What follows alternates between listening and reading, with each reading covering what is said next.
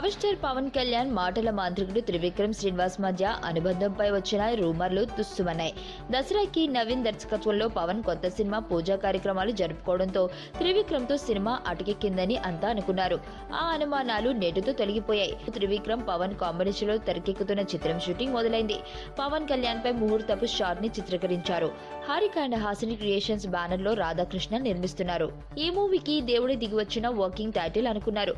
తమిళ యువ music director Anirudh స్వరాలను అందిస్తున్న మూవీలో అత్తగా అలనాటి హీరోయిన్ ఖుష్బు నటిస్తున్నట్లు సమాచారం.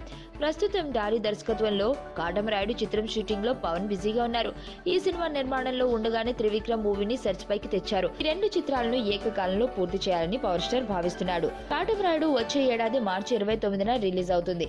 మే నెలలో పవన్ త్రివిక్రమ్ మూవీలు విడుదలకు ప్లాన్ చేస్తున్నారు.